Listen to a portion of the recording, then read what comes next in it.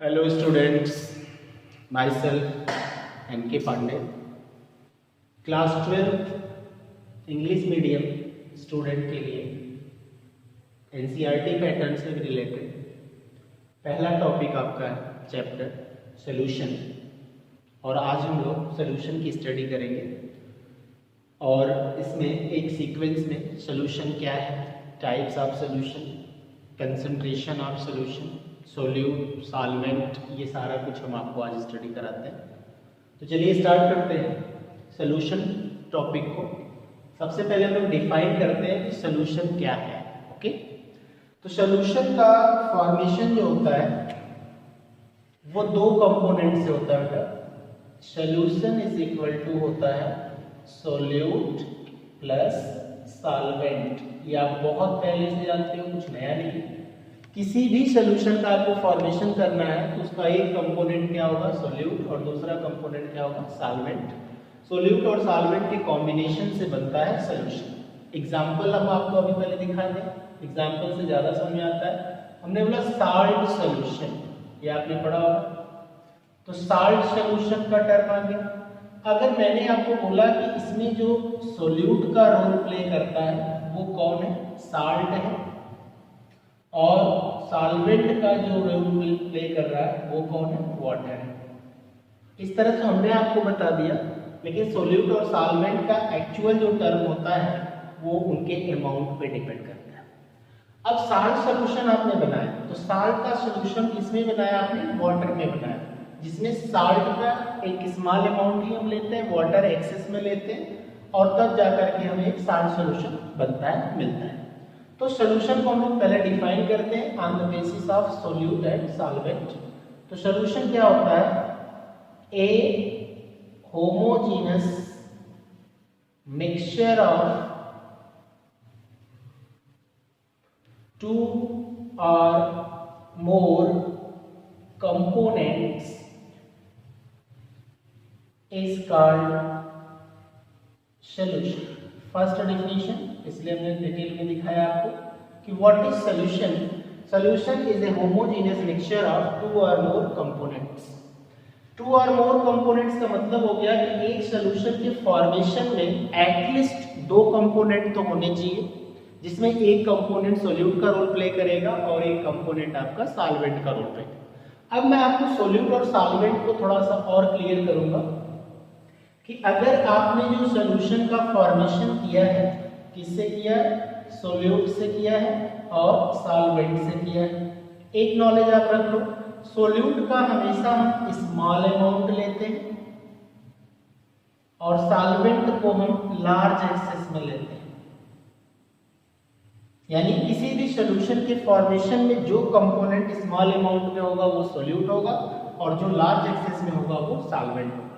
दूसरा एक और नॉलेज मैं आपको देता हूं, सॉल्यूशन में जो सॉल्वेंट हम लेते हैं, ध्यान से देखें, ये जनरली लिक्विड स्टेट में लेते हैं, और आपका जो सोल्यूट होता है ये लिक्विड भी हो सकता है, ये सॉलिड भी हो सकता है, और ये गैस भी हो सकता है। सॉल्वेंट को जनरली ट्रू सॉल्यूशन बनाने के लिए हम लिक्विड स्टेट में लेते हैं, और सोल्यूट आपका लिक्विड भी हो सकता है, सॉलिड भी हो सकता है, गैस भी हो सकता है। अब जरा ध्यान दीजिएगा, हमने बोला कि सॉल्यूशन के फॉर्मेशन में कि for the formation of solution if water used as solvent.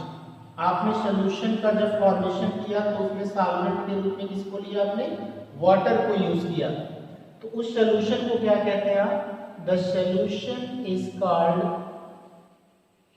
Aqueous solution कहते हैं बेटा। क्या बोलते हैं, एक्वस, AQUEOUS, एक्वस सॉल्यूशन। ये एक्वस वर्ड वाटर से रिलेटेड होता है, वाटर का दूसरा नाम भी आप पढ़ेंगे, एक्वा बोलते हैं। तो जिस सॉल्यूशन का फॉर्मेशन आपने किया है, इसमें वाटर को एज ए सॉल्वेंट आपने यूज किया है, उस सॉल्यूशन को क्या बोलते हैं, एक्वस सॉल्यूशन। अब जैसे मैंने कहा कि साल्ट सॉल्यूशन है, salt plus water, sugar solution है, शुगर प्लस वाटर, एल्कोहल का सोल्यूशन है, एल्कोहल प्लस वाटर, इन तीनों को आप क्या नाम दे सकते हो, एक्वस सोल्यूशन। तो सोल्यूशन के फॉर्मेशन में जब हम वाटर यूज करते हैं एज ए सॉल्वेंट तो उस सोल्यूशन को क्या बोलते हैं, एक्वस सोल्यूशन। क्लियर हो गया। और दूसरी बात, इसका अपोजिट क्या होगा, जिस सोल्यूशन के फॉर्मेशन में हम वाटर का यूज नहीं करते एज ए सॉल्वेंट तब उसको क्या बोलेंगे, नॉन एक्वस सोल्यूशन कहते हैं। क्या बोलते हैं, नॉन एक्वस सोल्यूशन, यानी उसमें खास करके जो आपका नॉन एक्वस सोल्यूशन प्रिपेयर होता है वो किसकी हेल्प से हो सकता है, लिक्विड अमोनिया यूज कर सकते हैं, लिक्विड सल्फर डाइऑक्साइड यूज कर सकते हैं, लिक्विड HF यूज कर सकते हैं, एसिटिक एसिड भी यूज कर सकते हैं। इसमें ध्यान से देखें, आप वाटर यूज नहीं किए हो लेकिन ये सारे के सारे किसका रोल प्ले कर रहे हैं, ये सारे के सारे रोल प्ले कर रहे हैं सॉल्वेंट का। इसलिए ऐसे सॉल्यूशन को हम क्या बोलते हैं, नॉन एक्वस सॉल्यूशन। तो सॉल्यूशन कितना टर्म दे रहा है, सॉल्वेंट के बेसिस पर आपने नाम दिया एक्वस सॉल्यूशन और नॉन एक्वस सॉल्यूशन। क्लियर हो गया। फिर मैंने आपको यहाँ पर बताया क्या, सॉल्यूशन का फॉर्मेशन सोल्यूट और सॉल्वेंट से होता है। सोल्यूट हमेशा आपका स्मॉल अमाउंट में होता है, सॉल्वेंट हमेशा लार्ज एक्सेस में। अब मैं आपको नॉर्मली आपके माइंड में रखने के लिए बता रहा हूँ, ऐसा नहीं कि मुझे बस टॉपिक पढ़ा देना है, आपको अपने माइंड में भी परमानेंट रखने के लिए क्या करना चाहिए। तो मैं आपको अपनी तरफ से एक हिंट क्या करता हूँ, जो सोल्यूट होता है जो स्मॉल अमाउंट में होता है उसको हम कहते हैं, हिंदी में भी बता सकते हैं आपको, ये देखो मैंने लिख दिया, ये घुलता है। क्या लिखा मैंने, ध्यान से देखा, ये घुलता है, डिसॉल्व होता है, और ये घोलता है। इसके बेसिस पर आप अपनी माइंड में बिल्कुल रख सकते हैं। सोल्यूट क्या करता है, घुलता है, सॉल्वेंट क्या करता है, घोलता है। अब घुलता है और घोलता को अंग्रेजी में भी आप बोल सकते हो, ये डिसॉल्व होता है और ये डिसॉल्व करता है। अब साल्ट है, वाटर है, हमने कहा 2 ग्राम साल्ट लिया, 100 ml वाटर ले लेते हैं, तो क्या होगा, 100 ml वाटर है तो वो साल्ट को अपने अंदर क्या करता है, घोल लेता है, डिसॉल्व कर लेता है। तो जो डिसॉल्व होता है वो सोल्यूट होता है और जो डिसॉल्व करता है वो सॉल्वेंट होता है। इस बेसिस पर भी आप क्लियर कर लेते हैं। तो सोल्यूट और सॉल्वेंट के कॉम्बिनेशन से किसका फॉर्मेशन होता है, सॉल्यूशन का फॉर्मेशन होता है। सोल्यूट को हमेशा स्मॉल अमाउंट में लेंगे, सॉल्वेंट को हमेशा लार्ज एक्सेस में लेंगे। सोल्यूट डिसॉल्व होता है, सॉल्वेंट डिसॉल्व करता है। एक ट्रू सॉल्यूशन फॉर्मेशन के लिए मैंने क्या बताया कि आपका सॉल्वेंट जनरली किस फॉर्म में होना चाहिए, लिक्विड फॉर्म में होना चाहिए, जबकि आपका सोल्यूट क्या हो सकता है, वो लिक्विड भी हो सकता है, सॉलिड भी हो सकता है, गैस भी हो सकता है। अब जैसे यहाँ ध्यान से देखें, साल्ट प्लस वाटर, तो वाटर लिक्विड स्टेट में रहेगा, साल्ट सॉलिड स्टेट में रहेगा। शुगर प्लस वाटर, तो शुगर क्या रहेगा आपका, सॉलिड है, और वाटर क्या है, लिक्विड है। एल्कोहल प्लस वाटर सोल्यूशन में, एल्कोहल भी लिक्विड है, वाटर भी लिक्विड है। अगर हमने इसी टर्म में CO2 कार्बन डाइऑक्साइड को भी वाटर में डिसॉल्व किया, जिसको आपने पढ़ा है उसको सोडा वाटर कहते हो, इसमें CO2 किस फॉर्म में हम लेने जा रहे हैं, गैस के फॉर्म में ले रहे हैं, वाटर किस फॉर्म में ले रहे हैं, लिक्विड के फॉर्म में। तो अगर वाटर आपका लिक्विड है तो उस कंडीशन में आप लिक्विड, सॉलिड, गैस किसी भी फॉर्म ऑफ सोल्यूट को ले सकते हो। इस तरह से आप बता सकते हो कि एक आपका लिक्विड सॉलिड सॉल्यूशन होता है, दूसरा आपका लिक्विड लिक्विड सॉल्यूशन होता है, और तीसरा आपका लिक्विड गैस सॉल्यूशन होता है, और इसको हम बोलते हैं ट्रू सॉल्यूशन। तो ज्यादातर आपको ट्रू सॉल्यूशन की ही स्टडी करनी है, जिसमें आप लिक्विड के टर्म में सॉल्वेंट को यूज करते हैं। अब यहाँ होमोजेनियस वर्ड क्या हो गया, किसी भी डेफिनेशन को जब हम लिखते हैं तो उसको प्योरिटी के पॉइंट ऑफ व्यू से लिखते हैं। होमोजेनियस की जगह एक दूसरा वर्ड भी आ सकता है, हेट्रोजीनियस, तो आप हेट्रोजीनियस डेफिनेशन में नहीं देंगे, होमोजेनियस मिक्सचर बोलेंगे। अब जबकि यहाँ पर एक मिक्सचर वर्ड है, तो मिक्सचर तो होता है सॉलिड सॉलिड कंपोनेंट वगैरह को मिक्सचर कहते हैं। साल्ट को शुगर में मिक्स किया, मिक्सचर हो गया। तो सॉल्यूशन जो होता है उसको भी हम एक तरह का मिक्सचर बोल सकते हैं, लेकिन उस मिक्सचर में एक कंपोनेंट आपका किस फॉर्म में होना चाहिए, लिक्विड के फॉर्म में होना चाहिए, क्योंकि सॉल्यूशन का ये रूल है, उसमें फ्लूइडिटी होनी चाहिए। वो विस्कोसिटी शो करता है, वो सरफेस टेंशन शो करता है। इस तरह की फिजिकल प्रॉपर्टी वही दिखा सकता है जो लिक्विड के स्टेट में होता है। तो इस तरह मैंने आपको बता दिया था सोल्यूशन क्या होता है, सोल्यूशन किस कंपोनेंट से बनता है। जो कंपोनेंट सोल्यूट है वो स्मॉल अमाउंट में होता है, सॉल्वेंट आपका लार्ज एक्सेस में होता है। सॉल्वेंट जनरली ट्रू सोल्यूशन के लिए लिक्विड स्टेट में होता है, सोल्यूट आपका लिक्विड सॉलिड गैस कुछ भी हो सकता है। ये मैंने आपको हिंट किया। उसके बाद मैंने यहाँ पे एग्जांपल भी दिया और इसमें एक चीज मैंने और बताया कि जिस सोल्यूशन के फॉर्मेशन में वाटर यूज करेंगे एज ए सॉल्वेंट तो उस सोल्यूशन को नाम क्या देंगे, एक्वस सोल्यूशन। इसमें देखिए वाटर ही मैंने चारों केस में सॉल्वेंट के रूप में यूज किया है, इसलिए ये सारा कैसा होगा, एक्वस सोल्यूशन। और जिस सोल्यूशन के फॉर्मेशन में वाटर देखिए नहीं यूज करते हैं as a solvent, liquid H3 लेते हैं, लिक्विड SO2 लेते हैं, लिक्विड HF लेते हैं, लिक्विड एसिटिक एसिड लेते हैं, तो इस सोल्यूशन को क्या बोलते हैं, नॉन एक्वस सोल्यूशन। इस तरह से आपका सोल्यूशन का टर्म क्लियर हुआ। तो अब सोल्यूशन टर्म को डिफाइन करने के बाद अब हम लोगों का अगला टॉपिक आता है types of solution. Types of solution. अब हम लोग पढ़ेंगे how many types of solution. Simple term में पहले तो सोल्यूशन को आप नाम दे ही चुकी हो। पहला होमोजेनस सोल्यूशन और दूसरा होता है आपका हेट्रोजेनस सोल्यूशन। होमोजेनस सोल्यूशन और हेट्रोजेनस सोल्यूशन क्या होता है, होमो मीन्स होता है सेम, क्या होता है, होमो मीन्स सेम और हेट्रो का मतलब होता है डिफरेंट। इसी से आप इसको डिफाइन कर सकते हैं। तो होमोजेनियस सॉल्यूशन कहते हैं एक ऐसे सॉल्यूशन को जिसमें सारे कंपोनेंट्स जिससे वो सॉल्यूशन आपने बनाया यूनिफॉर्मली डिस्ट्रीब्यूशन उनका होता है पूरे सॉल्यूशन। तो सॉल्यूशन होमोजेनियस कब होगा, होमोजेनियस सॉल्यूशन के फॉर्मेशन में जितने कंपोनेंट हम लेते हैं उनका एंटायर वॉल्यूम ऑफ सॉल्यूशन में यूनिफॉर्म डिस्ट्रीब्यूशन होना चाहिए। जैसे हमने साल्ट को वाटर में डिसॉल्व कर लिया और हम उस साल्ट सॉल्यूशन को अगर हम पीते हैं तो हमको एक ही टेस्ट आपको बार बार मिलेगा, उसमें कोई भी वेरिएशन नहीं आता है, तो उसको हम क्या बोलते हैं, होमोजेनियस सॉल्यूशन। अब जैसे नॉर्मल सा कोई भी आप कोल्ड ड्रिंक पीते हो तो कोल्ड ड्रिंक भी आप स्टार्ट करते हो और एंड तक पीते जाते हो तो आपको क्या लगता है, ये होमोजेनियस सॉल्यूशन। तो होमोजेनियस सॉल्यूशन जो होता है उसमें जितने भी कंपोनेंट्स होते हैं अपने डेफिनेट प्रोपोर्शन या रेशियो में उनका यूनिफॉर्म डिस्ट्रीब्यूशन होना चाहिए। तो होमोजेनियस सॉल्यूशन क्या है, ए solution in which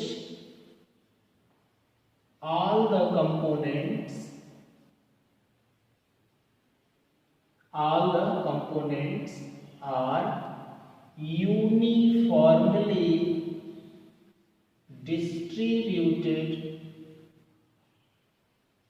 throughout.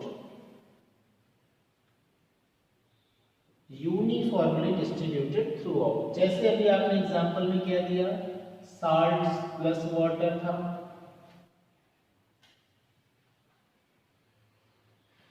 Sugar plus water है, एल्कोहल प्लस वाटर है, ये सारे सॉल्यूशन कैसे होंगे, होमोजेनियस सॉल्यूशन। अब हेट्रोजेनियस सॉल्यूशन को आपको क्लियर करना, देखो तो सिंपल सी बात, जो डेफिनेशन और टर्म जितना इजी वे में आपको आ जाए समझ में उसके लिए उतना कम टाइम देना चाहिए। हम छोटी सी डेफिनेशन में 10 मिनट का टाइम लगाए तो फिर हमारा टाइम भी वेस्ट होगा, माइंड भी डिसऑर्डर में रहता है। तो जिसके लिए जितना टाइम ड्यूरेशन होना चाहिए उतने हम बेसिकली समझ लेते हैं, तो उसको बार बार करने सोचने की जरूरत नहीं होनी चाहिए। जैसे मैं कहना चाह रहा हूँ होमो मतलब क्या हो गया, सेम हो गया। तो साल्ट सोल्यूशन चाहे शुगर सोल्यूशन, हम शरबत पीते हैं तो शरबत का सारा टेस्ट क्या होता है, लास्ट तक एक ही रहता है, तो बोल दिए होमोजेनियस। तो हेट्रो मींस क्या होता है, डिफरेंट। इसका मतलब कोई आप लिक्विड टर्म डिसॉल्व करते हो लिक्विड में या सॉलिड को डिसॉल्व किए हो लिक्विड में, सॉलिड प्रॉपरली उसमें नहीं घुला, बॉटम में जाकर के कुछ उसका पोर्शन रह जाता है। शुगर को ही ले लो, शुगर का कुछ पार्ट अगर नीचे रह गया तो नीचे आते आते वो एक्वस सोल्यूशन ज्यादा मीठा होगा, ऊपर पिएंगे तो हल्का लगेगा, इसका मतलब शुगर उसमें यूनिफॉर्म डिस्ट्रीब्यूट नहीं हुई है, तो वो उतने देर के लिए क्या है, अभी हेट्रोजेनियस है।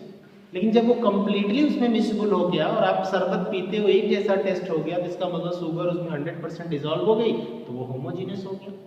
तो हेटेरो और होमो का डिफरेंस क्या है इसी सोल्यूशन की बेसिस पर देख लें आप, जहां पर ये वर्ड लिखा है ना कि components are uniformly distributed, are word के आगे अगर हम नॉट लगा दें तो ये किसकी डेफिनेशन हो गई, हेटेरोजीनियस। तो बस आपने क्या लिख दिया, dot dot not uniform distribution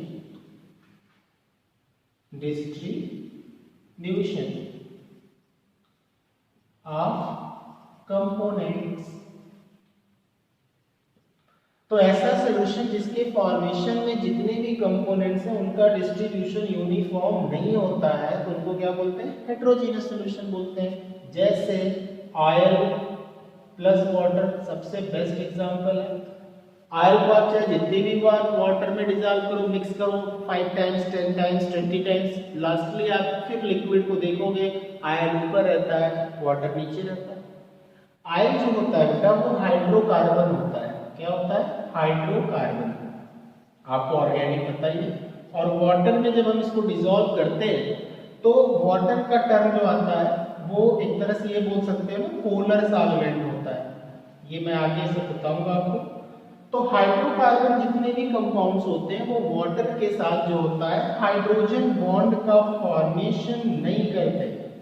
hydrogen bonding एक ऐसी बॉन्डिंग होती है जो वाटर शो करता है, उसमें हाइड्रोजन का होना कंपलसरी होता है और वो वाटर के साथ जब हाइड्रोजन बॉन्डिंग करता है तब जाकर के वो वाटर में कंप्लीटली डिसॉल्व होता है। तो हर वो कंपोनेंट जो वाटर के साथ हाइड्रोजन बॉन्डिंग करता है वो वाटर में सॉल्यूशन बना सकता है, जो वाटर के साथ हाइड्रोजन बॉन्डिंग नहीं करता है वो ऑर्गेनिक कंपाउंड आपका वाटर में सॉल्यूशन नहीं बना सकता। या अगर आपका वाटर पोलर है और अगर कोई सोल्यूट आपका पोलर है, अगर दोनों एक ही नेचर के होंगे तब हम उसको कहते हैं लाइक डिसॉल्व लाइक। तो एक वर्ड और भी मैं आपको ये हिंट कर देता हूं कि लाइक डिसॉल्व लाइक का मतलब क्या होता है। लाइक डिसॉल्व लाइक का मतलब होता है सोल्यूट का जो नेचर होता है, nature of solute is equal to nature of solvent. जैसे सोल्यूट अगर पोलर है और सॉल्वेंट भी आपका क्या है, पोलर है, तो इसी को बोलते हैं लाइक डिसॉल्व लाइक। अगर आपका सोल्यूट नॉन पोलर है और सॉल्वेंट भी आपका क्या है, नॉन पोलर है, तो ये दोनों भी आपस में क्या होंगे, लाइक डिसॉल्व लाइक। तो सोल्यूट पोलर हो, सॉल्वेंट भी पोलर है, तो ये एक सोल्यूशन प्रॉपर बनाएंगे। सॉल्वेंट अगर नॉन पोलर है, सोल्यूट भी नॉन पोलर है, तो भी एक होमोजेनियस सॉल्यूशन बनाएंगे। लेकिन अगर आपका सोल्यूट जो होगा वो पोलर है और सॉल्वेंट जो होगा वो नॉन पोलर है, तो फिर सॉल्यूशन का फॉर्मेशन नहीं होता है, यानी होमोजेनियस सॉल्यूशन आप नहीं बना सकते। क्यों, नॉन लाइक डिसॉल्व लाइक, दोनों एक नेचर के नहीं है, इसलिए इनसे सॉल्यूशन स्टेबल सॉल्यूशन नहीं बनता, होमोजेनियस सॉल्यूशन नहीं बनता। तो लाइक डिसॉल्व लाइक का मतलब क्या होता है, जैसे आप होते हैं ना टिट फॉर टैट, जैसे को तैसा। तो लाइक डिसॉल्व लाइक का मतलब ये है कि जो नेचर सोल्यूट का होता है वही नेचर सॉल्वेंट का भी होता है, तो उसी को लाइक डिसॉल्व लाइक कहते हैं। सोल्यूट भी पोलर है, सॉल्वेंट भी पोलर है, तो हमको कहते हैं like dissolve like. Solute non polar है, सॉल्वेंट भी नॉन पोलर है, तो भी एक जैसे हैं, लाइक डिसॉल्व लाइक। लेकिन अगर सोल्यूट पोलर हो और सॉल्वेंट नॉन पोलर है तो ये नॉन लाइक डिसॉल्व लाइक होते हैं। तो मैंने आपको बताया कि होमोजेनियस सॉल्यूशन क्या होता है, जिसमें सारे कंपोनेंट का यूनिफॉर्म डिस्ट्रीब्यूशन होता है, जैसे ये एग्जांपल है। हेटेरोजेनियस सॉल्यूशन क्या होता है, जिसमें यूनिफॉर्म डिस्ट्रीब्यूशन नहीं होता है, उसका सबसे बेटर एग्जांपल आपका क्या है, oil plus water. Oil plus water के साथ साथ बहुत सारे हाइड्रोकार्बन्स और भी होते हैं, वो वाटर के साथ लाइक डिसॉल्व लाइक का कॉन्सेप्ट नहीं देते हैं, इसलिए वो कैसे होंगे, हेटेरोजेनियस। क्लियर हो गया। तो ये दो तरह का सॉल्यूशन हो गया आपका। इसके बाद मैं आपको टाइप्स ऑफ सॉल्यूशन में आगे और बताता हूं, क्या, किस बेसिस पर, on the basis of number of components, on the basis of number of components. Solution के टाइप्स में आपने होमोजेनियस, हेटेरोजेनियस को उनके डिस्ट्रीब्यूशन के बेसिस पर बता दिया, uniform distribution, not uniform distribution. और दूसरा टाइप्स क्या हो गया, on the basis of number of components. तो इस बेसिस पर मैं आपको सोल्यूशन को कैसे बताता हूं, हाउ मेनी टाइप्स, देखते हैं आगे। जो आपका सोल्यूशन बनता है दो कंपोनेंट्स, अगर किसी सोल्यूशन का फॉर्मेशन दो कंपोनेंट से होता है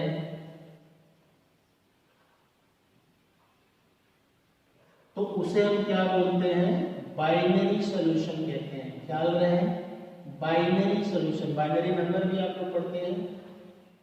बाइनरी सॉल्यूशन दो का कॉम्बिनेशन, जैसे a प्लस बी मिलके क्या बनाते हैं, एक सॉल्यूशन बनाते हैं। Salt plus water solution, sugar plus water solution.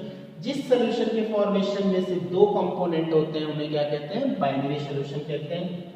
इसी तरह जिस सॉल्यूशन के फॉर्मेशन में आप 3 कंपोनेंट यूज करते हो उस सॉल्यूशन को आप कहते हो टर्नरी सॉल्यूशन। क्या बोलते हो, टर्नरी सॉल्यूशन। जैसे a प्लस बी प्लस सी मिला दिया और ये बन गया आपका सॉल्यूशन। साल्ट ले लिया, शुगर ले लिया, वाटर ले लिया, तो उससे क्या हो गया, शिकंजी वाला टर्म तैयार हो गया, सॉल्यूशन। तो इसमें कितने कंपोनेंट लिए, 3। तो इस बेसिस पर क्या होगा, टर्नरी सॉल्यूशन। इसी तरह एक और नाम आता है, अगर किसी सॉल्यूशन के फॉर्मेशन में हमने 4 कंपोनेंट का यूज किया उस सॉल्यूशन को बोलते हैं क्वैटरनरी। क्या बोलते हैं, क्वैटरनरी सॉल्यूशन। यानी इसमें आपको कितने कंपोनेंट होंगे, A होगा, B होगा, C होगा, D होगा। इतने सारे लोग मिलकर के जो सॉल्यूशन बनाएंगे उसको कहते हैं क्वैटरनरी सॉल्यूशन। तो that is types of solution. किस बेसिस पर, on the basis of number of component. अगर 2 कंपोनेंट से सॉल्यूशन बनाओगे उसका नाम बाइनरी सॉल्यूशन, 3 कंपोनेंट से बनाइएगा टर्नरी सॉल्यूशन, और 4 कंपोनेंट से बनाते हैं तो इसे कहते हैं क्वैटरनरी सॉल्यूशन। तो एक तो हो गया homogeneous heterogeneous on the basis of distribution of component, दूसरा हो गया on the basis of number of components. अब मैं इसके बाद आपको आगे बताऊंगा on the basis of amount of solute present in the solution. तो आप चाहें तो इसका स्क्रीनशॉट ले लें।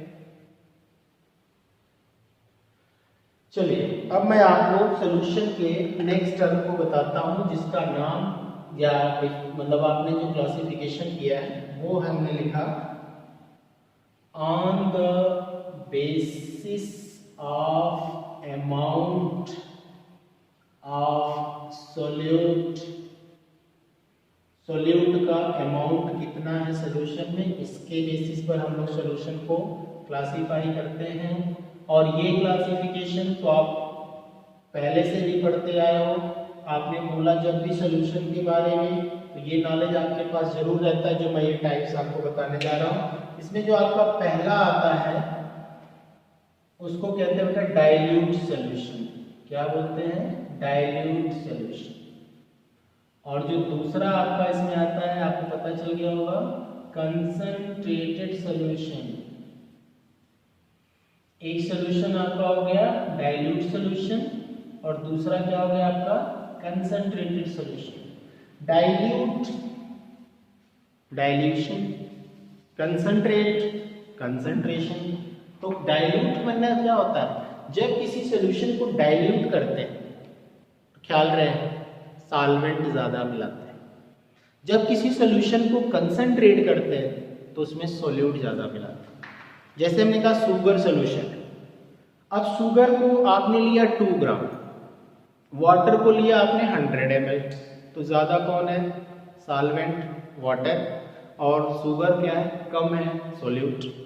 अब जहां 2 ग्राम को आपने 100 ml में लिया और बोला कि ये डाइल्यूट सॉल्यूशन, 2 ग्राम को अगर आप 20 ग्राम कर दो, 20 ग्राम उसी 100 ml में हो, तो पहला जो सॉल्यूशन बना था 2 gram plus 100 ml of water, दूसरा बना आपने 20 ग्राम प्लस 100 ml वाटर।